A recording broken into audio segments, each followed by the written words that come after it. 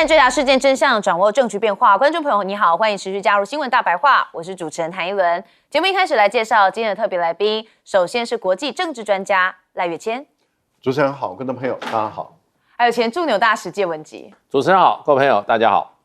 好，观众朋友，我们要持续带大家来掌握现在在伊朗这边的部分还是持续的动荡，所以也被说啊，川普现在是不是出手要来介入了？好，但是我们先看到白宫啊，确实突然是宣布了3件事情，因为川普之前有放话嘛，说如果德黑兰对抗议者来动武，美国就不排除介入，那也引发了国际高度关注华府的动向，所以白宫就突然宣布3件事情啊，而且还写说这天佑美军，天佑美国，我们才正要开始。那同时五角大厦附近有多家的披萨店也透露啊，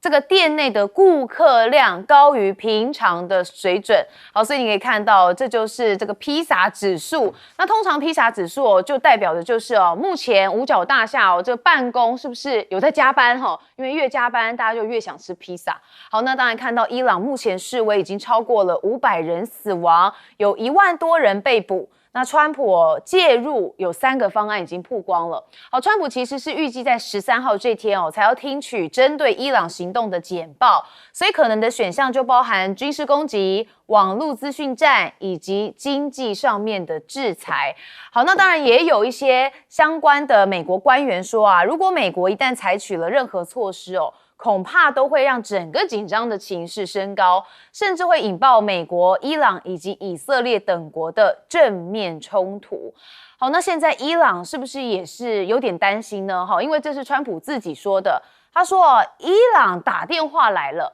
好，我们来听听川普怎么说。Yesterday, the leaders of Iran called. They want to negotiate. I think they're tired of being beat up by the United States, but we may have to act.Because of what's happening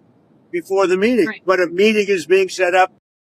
哇，现在看起来川普说人家是来这个被打累了双方正在安排一些会面，要寻求对话。那川普都会觉得自己好像都高人一等这个风好像是都站在他这边，他现在一定有这样的感觉。好，那到底伊朗是不是接下来准备有一些这个考验跟危机？因为神秘客又在 Polymarket 下注那他们是曾命中以美的攻击。好，那他们的神秘客是下注说以色列会不会出手因为在中东局势上面比较常是代理人战争，所以目前大家也正在进行关注。好，那伊朗的示威呢，现在已经有很多人离开人世间那还有好多人是被捕了。那德黑兰就有警告说，如果美国动武保护示威者，就会来反击甚至扬言以色列跟所有美军基地跟舰艇都会成为一个合法目标。伊朗这边当然就是呛民了。那甚至伊朗有议员则是开呛说如果美国因为伊朗国内持续延烧的抗议活动而对伊朗发动攻击那当然现在就不排除会先发制人。那他的开呛则讲说是美国go die 有点这样子的味道。那伊朗现在全国哀悼3天，像是伊朗的总统是呼吁说这个民众参与抵抗游行，但是谴责暴力。他说经济状况跟民众的诉求在2025年的6月这个以12日战争之后伊朗的敌人想要这个播下混乱跟无序的种子，对外国势力勾结的恐怖分子也正在无辜的杀害民众。好，那民众参加12日抵抗游行也谴责暴力行为，全国哀悼3天。那悼念的就是为了抵抗美国跟犹太复国主义政权斗争中牺牲的烈士。那确实伊朗现在目前情况大家也很关注后续到底会发展成什么，尤其刚刚我们讲到川普13号会有一个简报，所以接下来这个就有普清大脑的学者，他叫杜金他就特别警告中国为什么？他说中国如果你持续这个袖手旁观，不出手相助伊朗的当局，那么美国下一个目标就是你中国，那到时候就没有人对中国伸出援手了。好，那这就是国际现实上面的考量嘛。毕竟伊朗跟中国大陆还有俄罗斯的关系是相当紧密的。好，那川普现在也是不是对于中东的叙利亚有在做一些行动呢？因为美军报复叙利亚的 ISIS 大举空袭36个目标。我们带大家来看这画面这是美国中央司令部的部分表示，已经在叙利亚这边对伊斯兰教激进组织伊斯兰国发动了大规模的空袭，那也出动了战机跟无人机，那向大约是36个目标投掷90多枚的炸弹跟飞弹。那这目标包含基础设施、走私路线以及武器库等等的所以目前看起来中东局势持续在升温当中。那当然，这对川普，我们刚刚也讲到说，他对委内瑞拉下手之后，他现在觉得全世界无往不利，尝到甜头了嘛。那当然，他现在对于伊朗的部分，我们也要先问介大使，您怎么看现在川普的如意算盘？如意算盘当然是希望这个伊朗的内部的动乱持续延烧下去，推翻目前的这个伊朗的教士政权哈梅内伊把他拉下台，然后呢，最好是把目前过去长期待在美国的这个原来的这个巴勒维王朝的继承的巴勒维二世，把他送回去把他怎么讲，把他登基成为美国的一个友好政权，或者说穿一点，美国的傀儡政权。那伊朗的问题就一并解决啦，对不对？那这是美国人打的算盘。那当时这个案子，这个动乱，当然它的成立的背景它发生的背景主要还是跟经济有关。虽然伊朗这个国家基本上内部的矛盾是非常的多的，还有教士集团，还有亚萨拜人集团，有这些就是说这个革命卫队集团，有国防军。有波斯民族主义，它本来就很复杂的。那这次主要还是经济原因，因为它在过去半年以内它的这个整个讲的币值贬了50%，那1块钱就贬成剩5毛钱了。然后呢，通膨涨了52%，然后呢，它的这个物价，这个食品的价格涨了72%。所以这一次发动是从哪里开始的？你知道？是从德黑兰的市场、中央市场的那些商家开始贴了标语说，实在受不了了，我们要起来怎么样？要跟政府来算这个账的意思，结果就一发不可收拾。然后呢，不过这有一点比较可疑的时候，他也是今年年初的时候，很奇怪，今年年初的时候，内塔尼亚胡突然跑去这个海湖山庄，突然出现在川普的海湖山，参加什么？参加海湖山庄的新年派对，在办法，内塔尼亚胡也要去了。那这个人有人就要怀疑说，这个是不是外力的问题？因为事实上，伊朗的内部被渗透，被以色列跟美国渗透，这是公开的秘密。因为伊朗的这个不管是这个核能科学家，这个革命卫队的领导人常常在就被那个精准打击，砰一个炸弹，通通炸死掉。所以他们这些人都已经被内部的这些潜伏人员都掌握得很紧。所以伊朗内部矛盾那么多，加上又有这么多潜伏人员，所以这次的问题呢，看起来呢，从一开始美国就很希望这次这个动乱成功，因为在刚开始的时候，这个动乱大概全国一半的省份都出现了，一半省份都出现了。然后呢，川普就开始放话。他说你如果说伊朗政权你要去镇压这些起义的人民的话，我就会派兵队去打你伊朗。其实这一方面好像是警告伊朗政府，其实另外一方面是鼓励现在在街头闹事的这一群伊朗的反对派人士。那再加上就是说这一次有民族主义的煽动，巴勒维它代表的是什么？巴勒维代表是波斯的民族主义。你要知道，现在的伊朗的这个掌权的教士集团，大部分都是哪里来的？不是波斯人，都是亚塞拜然。所以又有一个民族的一种矛盾在存在里面，所以现在就要煽动。可是呢，事情闹到快闹大的时候呢，突然8号前几天，伊朗政府出了一招，哪一招？断网。断网以后，这件事情就怎么样？就突然就戛然而止。到目前为止，很多内部传来消息好像这一些反对运动啊，好像现在看起来好像没有刚开始那个激烈。对，现在的情况大概已经比较稳定了。是，好，赖教授怎么看？您刚有提到了啊，就是说有一半的省份发生动乱，那意思也就是说还有一半的省份没有发生动乱。那因此我们在问的是，那发生动乱的那一半的省份大部分在哪里？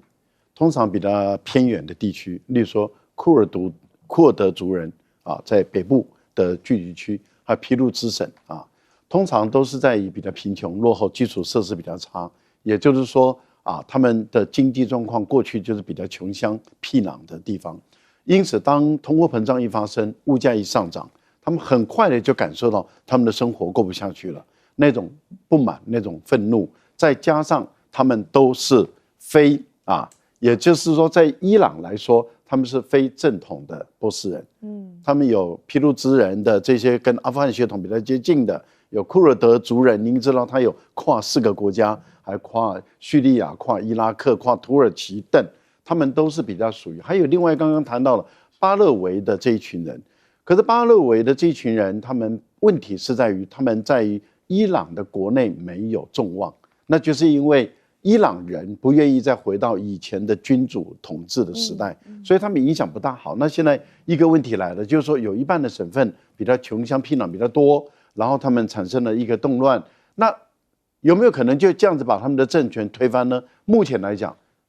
归根究底，大家都说没有办法。为什么？因为啊，传说制造谣言说哈梅尼亚啊跑掉了没有？啊，他露脸了。然后传说革命卫队叛变了没有？他们捍卫。然后传说伊朗人民要他们啊整个推翻政权没有？因为伊朗人知道这个政权推翻以后，那谁能接这个政权？没有一个更大的派系、更大的政党说，我今天来填补这个权力的真空，没有办法。好，那接着大家就问说，那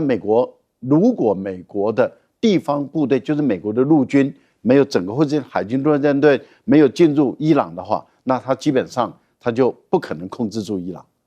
那伊朗就陷入内战的一个状态。那我们就问第二个问题啦，这个川普不是说他已经准备好3个方案？其实这个3个方案就是刚好没有这么一个把部队派入这个伊朗的选项。为什么？因为他不敢派，他也不能派。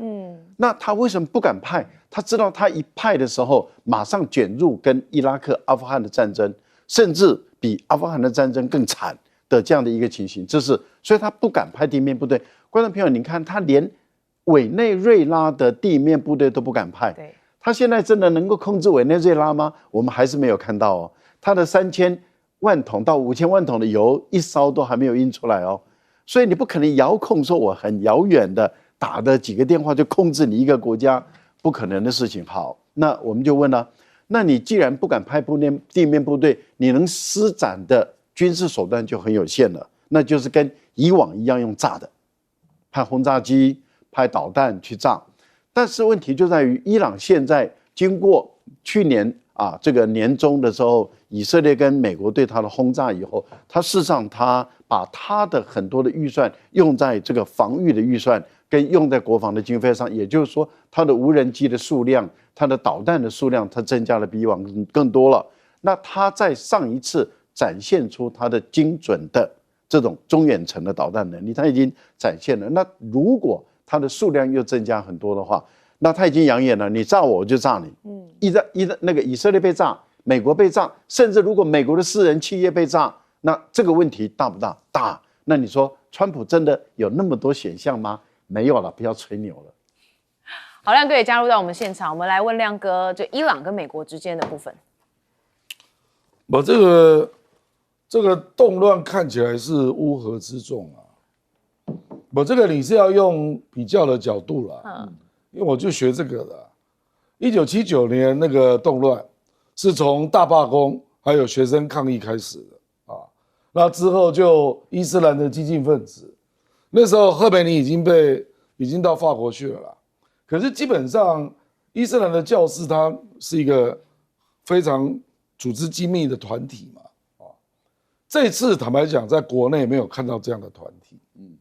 现在就纯粹就是对经济生活不好不满，这是事实啊。然后革命政府就革命卫队也是腐败了，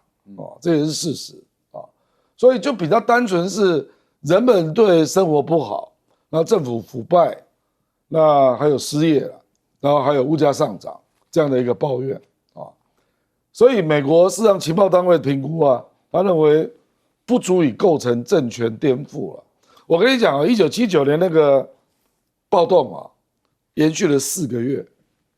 那从第5个月开始，美国才改变态度，决定认为巴勒维撑不住了。这个才1个月而已啊，因为伊朗很大伊朗有160万平方公里，然后它的人口有9000万，而且刚才老师也讲了，对，它里面有不同的种族了，因为暴乱是从德黑兰周边开始的，可是后来就跑到了伊拉克的周边，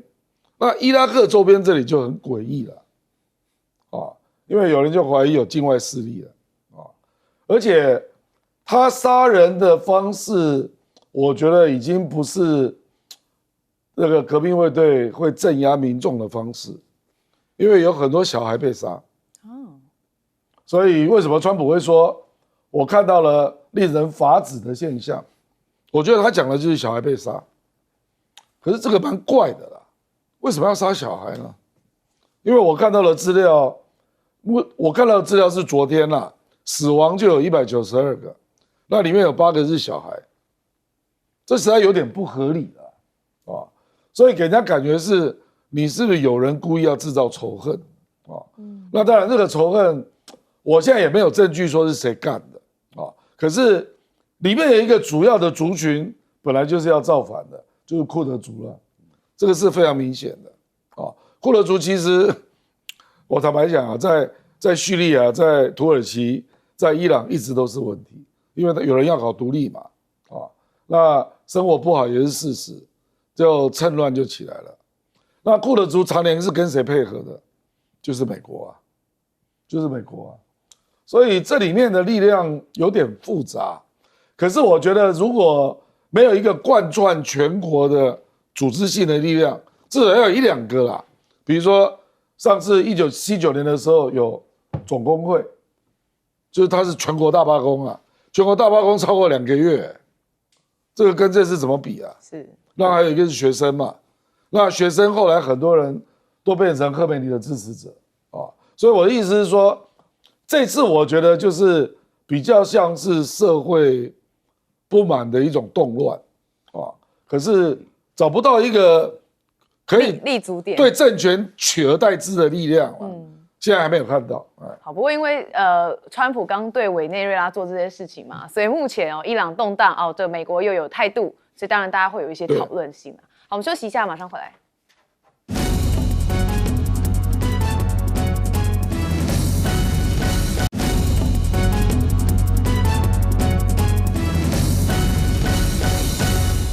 好，我们刚刚看到伊朗冲突之后，对于现在中东的情势稍微有一些图像了。但是我们要知道，川普他其实内心的野心并不小。那甚至我们不是也知道他觊觎的是格陵兰吗？好，那到了格陵兰，他会不会为了这件事情来开战北约啊？因为现在他下令要研拟一个入侵格陵兰的计划，不过军方是反对的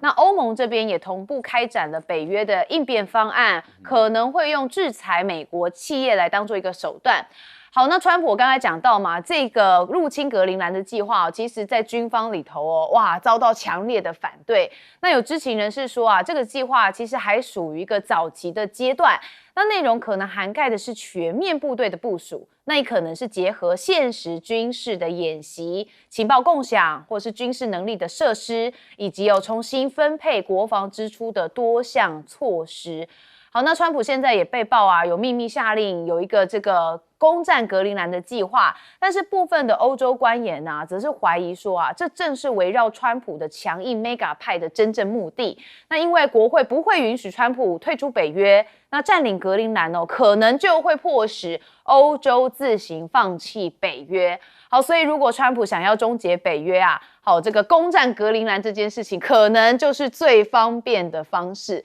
就是间接性的把北约崩解意思就是这样。好，那川普呛不管喜不喜欢都要动手。那丹麦的总理啊，则是反击。我们看他怎么说。他说：“现在这场冲突啊的赌注已经超越了格陵兰的未来，而且关乎到的是西方联盟的核心价值。那他也定调啊，丹麦跟美国的外交角力啊，其实已经进入到一个决战时刻。丹麦准备好在必要时要捍卫价值观跟国际法，绝不退让。”好，但是不退让对于川普来说哪有什么差吼？他当然有他自己的手段。好，那当然不止格陵兰，现在看到了美国的邻居啊，加拿大现在是不是也被盯上了？其实川普在一上任的时候就一直讲说加拿大可以列为1州嘛，那当时还在他们的这个总理面前讲那也是让人家总理很难看。那现在他是不是也盯上加拿大？其实我们看到川普他在自己的社群上面有放一张图。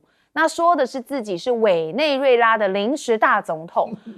而且任期是从2026年的1月开始。好，意思就是他对于这个马杜洛的抓走部分他就觉得他自己是个临时大总统的态度。好，那现在也遭到艾克森美孚当面打脸委内瑞拉不值得投资。那川普很不爽说要封杀他。那美国财长贝森特啊，则说他下周将要会晤的就是国际货币基金还有世界银行的负责人，要商讨的就是这2个组织重新跟美国往来的事务。那甚至现在委内瑞拉的石油归零吗？因为川普有警告古巴，趁早妥协避免后悔莫及，又在威胁别人了。他说，因为我们不会再有任何的石油或金钱流向古巴那我强烈建议他们在为时已晚之前，赶快跟我们达成协议啊！好，因为专家有评估嘛，这个如果古巴没有了委内瑞拉的石油啊，它的能源系统恐怕在30天之内就会全面的崩溃。那现在看起来，川普就是认为他抓到了古巴的软肋，所以他正在威胁古巴。那巴拿马美国保护运河的联合演训啊，安全部就讲说，大约有50名的美国海军人员以及61支的巴拿马空军、海军还有警察部队将在巴拿马境内的空军还有海军基地参与演习。那这项联合计划就是在保护运河，那也提升因应作战情境的能力。好，所以巴拿马的部分现在美国也是烂掉掉因为巴拿马这部分过去不是也讨论过说可能有中资介入嘛？那现在美国似乎也想要把它圈起来，当成自己的这个一环。好，那加拿大到底是不是瑟瑟发抖？我们再回到加拿大，因为彭博报道说啊，过去几个月，随着川普搅动全球贸易的体系，不少加拿大人啊，曾经认为他已经对加拿大纳入第51州失去信心跟失去兴趣，结果最近发现哇，好像不是其实川普还记得只是他可能还没有想到要怎么做。那环球邮报则有专栏警告说川普可能对加拿大使用军事胁迫。那加拿大应该学习像芬兰一样对俄国的防御策略，也就是扩充民防力量，并且制定无人机的战略。那当然就是因为委内瑞拉这件事情让川普似乎更加大胆。那进一步他好像想要让美国主宰整个这个西太平洋的唐罗主义啊，正在发酵当中。所以我说嘛，川普的野心很大好，但是加拿大也没闲着我们看到他最近总理卡尼礼拜2、13号开始要展开对中国的国事访问。那这个蛮特别是因为8年来首次有加拿大领导人造访中国，目标讨论贸易、能源、农业等合作项目之外，也重建多年外交紧张而受损的双边关系。好，其实去年在 APEC 期间习近平就有邀请卡尼要来到中国大陆。那卡尼形容这是2国紧张关系的转捩点。当然是转捩点哇！现在川普这样大虾他一定要找一个可以一起合作的人嘛这个是分散风险的一部分。好，那民调显示过半的加拿大人其实是支持跟对华的贸易。好，那它跟美国关系存在着不确定的情况之下那加拿大越来越意识到应该实现的是贸易关系多元化。好，那美国掌握了委内瑞拉石油出口中国的油气目光，那也就转向了加拿大的原油啊。那要寻找的就是最接近委内瑞拉重油的替代能源，所以这两个当然是一拍即合。好，我们一样先问亮哥，怎么看目前川普的野心呢？川普怎么管理委内瑞拉，变数很多啦，因为他不可能在委内瑞拉没有直接代理部门的情况下，就可以把人家的油拿走，然后卖掉，然后把钱部分拿到美国去，都做不到啊！你没有军队占领委内瑞拉，人家为什么要听你的话做事？结果川普本来在上个礼拜找20家美国的石油公司来讨论嘛，结果异口同声都说，委内瑞拉还没有形成合法政府之前，他们觉得不适合投资。本来他最顺的打法就是美国的石油公司赶快布局，那有关石油的交易就交给石油公司处理啊，那石油公司就带有政府的使命嘛，那就把一些利润拨出来就分给美国政府啊。那现在没有代理人啊，你怎么运作？你挂个名字叫委内瑞拉总统也没用啊，不然卢比奥来这里上班啊，国务院要不要派人到委内瑞拉当总督啊？可能也不敢。我们现在没有看到嘛。我跟你讲，当初美国掌握伊拉克的石油，实际上就是占领。后来派了一个伊拉克总督啊，然后把伊拉克那个海山的原来的公务员全部都给人家 fire， 所以就造成他们都投靠各地的军阀，造成伊拉克的内战啊。你以为委内瑞拉那么容易搞定啊？委内瑞拉有多大？25个台湾的大，军队有多少？20万人，你怎么搞定啊？就你远在美国就可以遥控啊，简直做梦嘛！好，我们讲古巴，古巴美国目前提的对古巴的要求，古巴都做不到。第一个，放弃一党制，放弃他就完了，那怎么放弃啊？然后要释放政治犯，这个有可能释放部分政治犯，你要整个退出委内瑞拉，怎么可能呢？那委内瑞拉掌握的资源怎么办？然后要远离中国跟俄罗斯，这更不可能啊！那最后一个还有可能啊，就是1959年他革命的时候有没收了美国人的财产啊，那这个要谈一谈，要还人家要吐回去啊，因为那个都在佛罗里达，那佛罗里达都是川普的选民啊，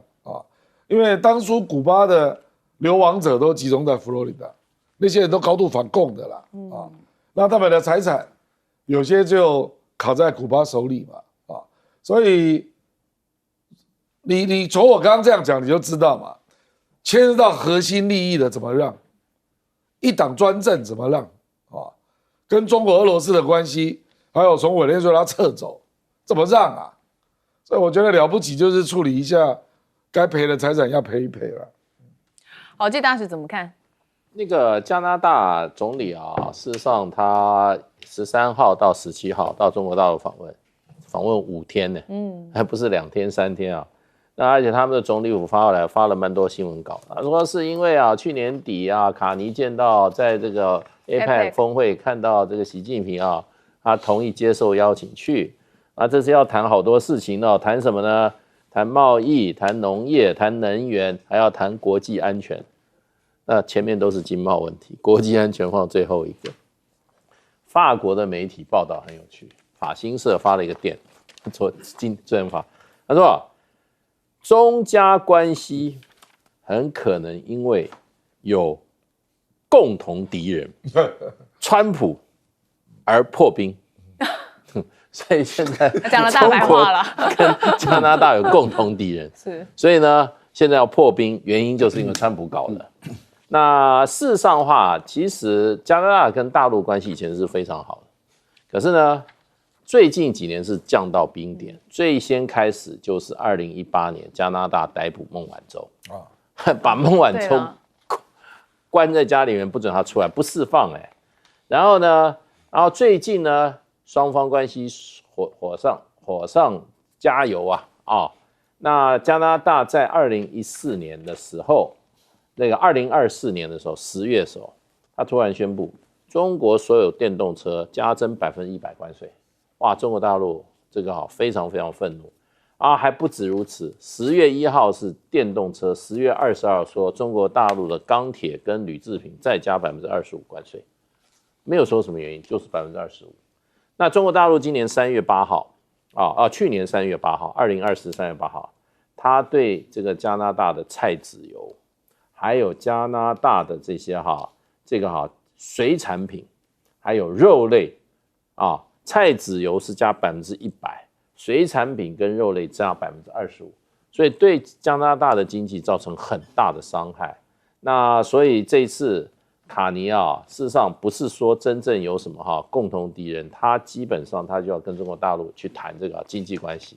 因为加拿大其实这个国家是很富裕的，尤其农产品非常的多，那工业水准也很高，可是跟美国关系真的搞得非常不好。所以呢，这一次他们总理府特别说国际安全放到最后面，其实也可能不排除加拿大可能要去大陆讨论一下，美国老大哥先要把我并吞怎么办？所以呢，这个我觉得这一次的访问呢很有趣，值得观察。好，放到最后面会不会就是最重要的？赖教授，我们看一下美国总统想要格陵兰其实他手段真的很多了，他如果真的要拿下来，并不难，所以他现在要他的五角大厦拟定一个作战计划。坦白说，对五角大厦来讲，要把格陵兰拿下来，这个作战计划很好写，可是他的政治计划很难写。为什么？因为当他一旦真的出手把它拿下来的时候他在欧洲的军事基地就处境就非常艰难。原本美国在欧洲的军事基地，他所驻扎的每个地方对他都是友善的。可是，一旦他把格陵兰拿下来了以后，他驻扎在德国的、在意大利的、在土耳其的等几乎所有的军事基地，他们的欧洲的国家对他会陷入不友善的一个情形。这个对于美国的一个五角大厦的参谋总长，他是总教练嘛，他是负责带兵指挥作战的，跟国防部长政治任命不一样，他是要为他的将士要负责任的。可是他会让他的将士在欧洲的国家陷入不利的地位，所以对于他来讲，他面临两难的一个情况。我们在强调，他要拿下来，在军事行动方面实在是太简单了因为格陵兰几乎是无兵可守，而且是美国现有的军力都已经是最大的军力了，而且美国有一个合法的空军军事基地，它可以把它所需要的海军陆战队、特战部队各方面都直接飞到格陵兰那边去，直接就登陆了，然后就直接进入格陵兰，因为根本没有任何抵抗，格陵兰也没有武装力量，就几只狗拉了几个雪橇，然后那些不是军人的军人背了几支猎枪就在那个地方跑，所以他们很快的就会被解除武装，这个一点困难没有。如果不用军事手段，就是找 CIA 去分化嘛，然后搞暴动，再制造一些事件，拍一些照片、影片，然后激怒起把这个丹麦把它丑化到极点，这也不难。那接着呢，要不就是收买当地人，现在目前传出来的就是每个人10万美元嘛，用收买的。如果再不行，那就是跟丹麦政府讲，我再加1倍给你政府，然后你把这个给我，不然的话我就用军事抢的。所以这个都不难，但是问题就在于，我个人认为欧洲的这些人，包括英国、法国、德国，他们的领导人说，如果你真的用强制手段把这个格陵兰拿走的话，我们就跟你翻脸，那是空话、假话、大话，他们不会做。因为当时美国要对欧盟搞这个，美国要对欧盟要搞贸易战的时候，从冯德莱恩到大国都说我们有18般武艺，结果呢一个武艺都没有。所以我说欧洲人那张大嘴巴闭起来没有用的。好，我们进广告，马上回来。欧洲人最有用。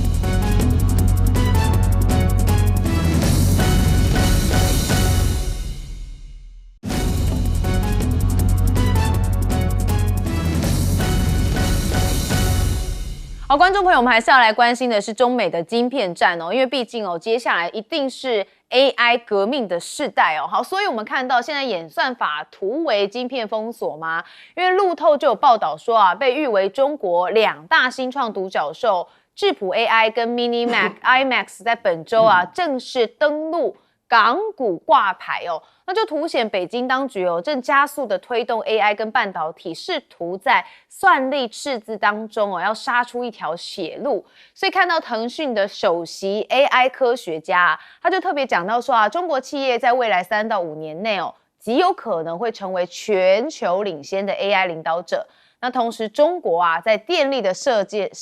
施上面，当然就有显著的优势啊，因为 AI 最需要的就是电，好，所以他也认为哦，他们有这方面的基础建设优势。好，那中国在5年内是不是会赢得 AI 的竞赛几率达到20%？这个存在的就是算力投入的差异。好，美国压注是下一代的研究，我们带大家看一下内文哦，也就是说啊，中国大陆现在有 AI 的4大巨头。腾讯、阿里、智谱跟月之暗面哦，技术负责人，我们看到这张照片是他们4个人罕见的同台，那就认为中国在下一代哦范式当中的领先几率哦不超过20%。那源于的就是中美在算力投入的结构上面有一个本质上的差异，所以美国倾向投资下一代研究的高风险探索，那中国目前的算力更多是被交付跟产品化的占据。好，那中国的晶片去美化现在出现重大进展吗？因为根据中国工信部的资料，中国半导体的设备国产化已经比原本时程提前1年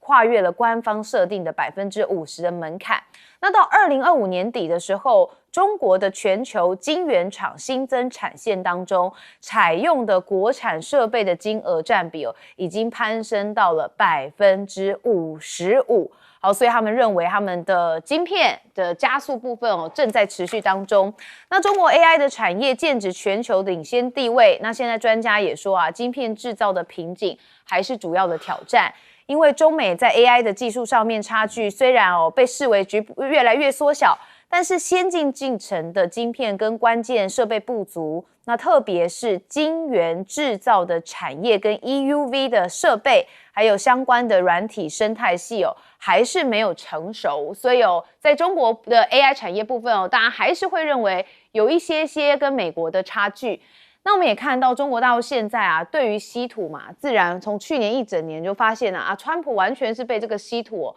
给掐住了脖子。好，那确实现在稀土界有个上证指数诞生这是中国包头稀土产品交易所在最近宣布，稀土的价格指数正是在官方的平台，还有新华财经等专业终端同步上线，那涵盖的就是很多金属类的主流产品。那旨在打造一个稀土流通领域的价格风向球。那高市早苗这边因为最近中国大陆也对他们有一些管制，所以他们就启动深海的稀土开采。那高市早苗自己是讲说，无法容许只针对日本的举动这与国际惯例大相径庭。那为了减少对中国的依赖他们会启动的就是深海的稀土开采计划。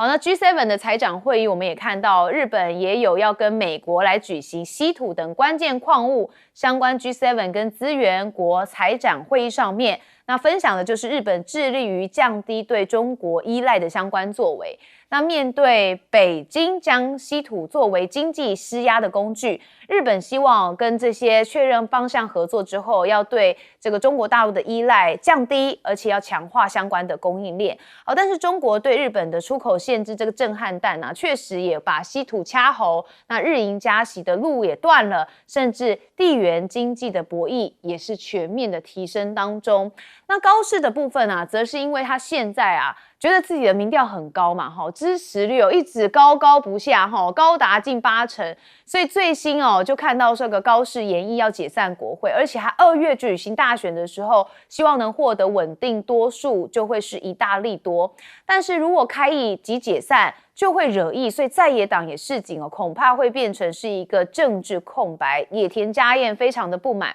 好，那当然日本保守党的代表也认为说频繁的过度选举真的让国民会吃不消。那高市早苗可能提前改选众院执政伙伴以及最大在野党则说已经做好了战斗的准备。我们看到日本的时事通信社的调查显示，下一届日本众议院选举的预定参选人数已经达到了703人。那各政党加快候选人的布局，所以备战明显升温。好，目前高市早苗也有他新的算盘，但是整个国际的情势上面当然现在又牵涉到稀土，又牵涉到晶片 AI， 哇，真的是有够复杂。我们先问亮哥，这个 AI 中国3年内要超过美国，我觉得这是不可能的事了。第一个啦，晶片制造，不管 GPU 或者是谷歌的 TPU， 制造中心都是在美国啊，或者在台积电啊，所以中国在硬体制造上的那个晶片的效率，还有能耗是比不上美国的啦。3年内绝无可能啊！我甚至认为5年内都不可能啊。我讲的是晶片制造。那第二个是 AI 的框架啦。目前全球化的框架大部分都是美国的啦，中国大部分都是国内在用啊。那有的是一些应用的层面，它有外销啦，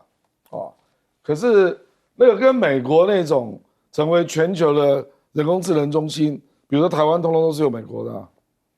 那个差太远了啦。所以我不知道什么叫问鼎啊。你如果说在应用场景方面比美国多这个有可能如果在工业制造的应用比美国多这个有可能因为中国的工业制造本来就占全世界35%了，美国只有13%了，所以中国大陆比如说如果是跟生产有关的工业机器人，那一定是领先的嘛那个无人驾驶我认为会追过特斯拉那这个都是跟制造有关的啦。可是那个人工智能更多的可能是一般人的订阅或者服务业的使用那我觉得这个部分美国还是领先啦你就看台湾就好了嘛。台湾在使用 ChatGPT、使用 Gemini、使用 Grok 那个比例远远超过中国大陆了那这个当然也包括，因为它就是用英文的文献那台湾本来就是跟着英文的文献走的那你大陆有很多英文文献读不到啊，所以你还是会受限我说你的大模型所以我觉得下面那几家大公司讲的是比较合理的，就是说赢得竞赛几率只有20%这个比较合理的因为这个东西毕竟是从美国开始的中国大陆其实在硬体上必须要往上追了。那目前因为台积电的晶片它买不到嘛，所以你要 GPU 是没有 CPU 这么难可是你还是要追啦。你目前还是落后英伟达，落后一代那一代可能就是1-2年的时间那至于其他方面，我觉得中国大陆只要跟工业有关的，它的进展应该都会超过美国因为它一定是越做越精密嘛，然后在各个领域都不断的出现突破这个美国没有办法了。其实川普已经公开讲了，他没有想说要在每个领域都胜过大陆了，他只要把美国的优势发挥到最大，现在都改口了。介大使怎么看？其实中国大陆今年这个1月1号它商务部的第1项001号公告，就是针对日本的禁运措施可是它并不是对所有日本的产业都禁运，它这个禁运是军民两用品对哪一些日本的哪一些对象禁运呢？第一个军工产业，第二个是什么？就是说它这个产业最终它的最终用户会有怎么样加强日本军事能力的这些客户，它这2项它不让你卖。那什么叫军民两用品呢？事实上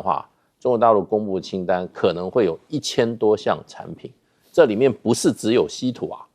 还有很多那些电子产品，还有什么？还有这些机械产品，还有这些晶片。如果说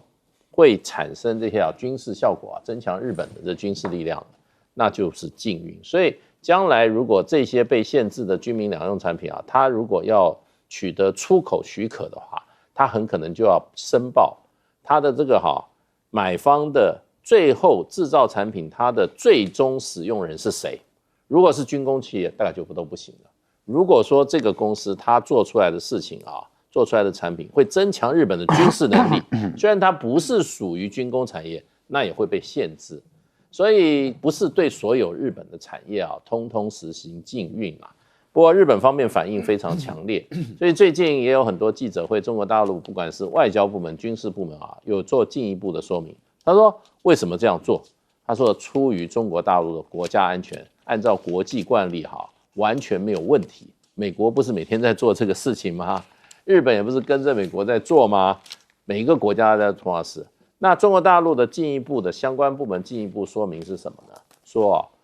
目的是什么？我为什么要做这些军民两用产品对日本这个出口的限制？就是要限制什么呢？制止日本军国主义抬头以后的这个再军事化的这个威胁。那日本是不是在军事化？确实是。那而且他这个军国主义抬头啊，他事实上能力还不够，高市早苗就已经公然在他国会就是说威胁要对中国大陆使用集体自卫权，也就是要动用武力了。所以中国大陆这些反制看起来是我认为才是刚刚开始。那么最后的效果呢，可能就是要真正要把日本的军事实力的发展把它压制住。对，所以中国大陆的出招去年我们看只有外交的一些叫嚣嘛，大家还想说怎么会只有这样没有它的重点在后面。赖教授 ，AI 现在大趋势已经看得很明白了，那也就有大陆跟美国这两强在争霸，其他的几乎都是靠边站了不管整个欧洲、印度、日本、韩国、东北亚台湾，其实全世界所有的国家、所有的地方都靠边站。现在大家在观察的就是只是看中美两国之间在竞争，看谁胜谁出以差别就在这里。可是我觉得有一个不争的事实，大家看清楚了，不管在美国或是在大陆，大陆不用说了，大陆大概清一色都是华人都是中国人。可是在美国呢，绝大部分也是华人。换言之，也就是说，我们就可以看得出来，在 AI 这个领域，华人具有绝对的优势。那就为什么？这个就代表我们中华民族这个这个族群的特色，在 AI 这个部分，它的才华很容易表现出来。黄仁勋是一个代表，梁文风也是一个代表，好多人都是一个代表。那所以从这样的一个发展趋势来看，我个人认为说，以这个 AI 的这个趋势，以这个 AI 的方向，那掌握具体的情况，了解整个发展，那你说在5年后、10年后，甚至20年后，到底是谁家天下？我觉得是华人天下，不管他是在美国的，或是在大陆的，或是在哪里。但是问题是在于中国大陆的市场大。你说有一些晶片，美国现在目前领先，如果这个晶片是物理学的极限被突破了，那个优势就不在了。如果说在服务领域这个部分，美国是领先，但是当中国大陆的服务领域如果也赶上来了，那个优势慢慢也就会消失了。我觉得这个在这样的一个发展过程，全球人才的这样的一个自由流动，哪个地方的待遇高，哪个地方的市场大，它就往哪个地方移动。